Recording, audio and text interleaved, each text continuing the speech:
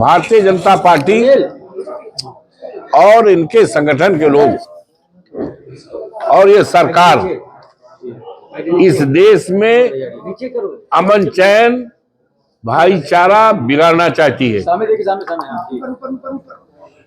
और संविधान को बदलना चाहती है।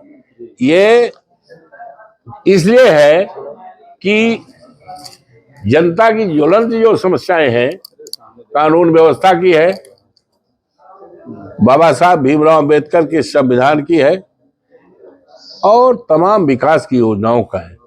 आज हर क्षेत्र में जिस तरह से ये सरकार फेल हो गई है, ये हमारी सरकारी संस्थाएं जो हैं, बिजली है उसका निजीकरण करना चाहते हैं, रेल और हवाई अड्डे खरीद दिया है, तो तमाम सरकारी संस्थाओं को ये निजी हाथों में बेच करके उसके पीछे है कि जो आरक्षण है, आरक्षण कोई भीख नहीं है, ये संविधान में अधिकार है।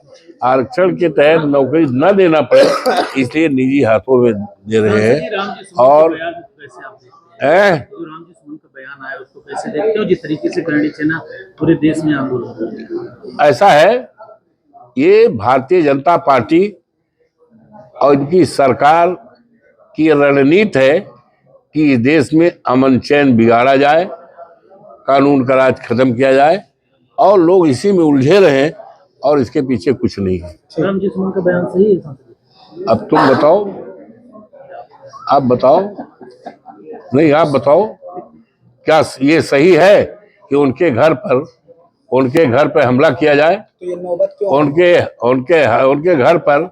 उनके घर पर हमला किया जाए, उनके परिवार वालों की जान के लिए खतरा पैदा किया जाए और इकट्ठी भीड़ की जाए, ये क्या है आप बताइए। और ऐसे समय पे जब प्रदेश का मुख्यमंत्री आगरा में हो और बड़े पैमाने पर उनके घर को घेरा जाए, क्या उचित है आप बताइए?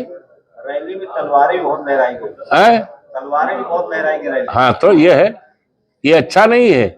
ये देश के लिए, समाज के लिए, देश की एकता अखंडता के लिए और गंगा जमुनी की जो संस्कृति है, ये उसके विपरीत आचरण है। इस तरह आचरण नहीं होना चाहिए।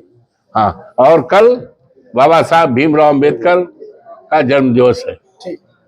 बहुत इस अवसर पर सभी क्षेत्रवासियों को और सभी सम्मानित देशवासियों को बाबा साहब भीमराव अंबेडकर के जन्म दिवस पर बधाई देता हूं और संकल्प लेता हूं कि उनके संविधान को बचाने के लिए हम समाजवादी पार्टी के लोग पूरे देश में हर तरह से संघर्ष करने को तैयार हैं।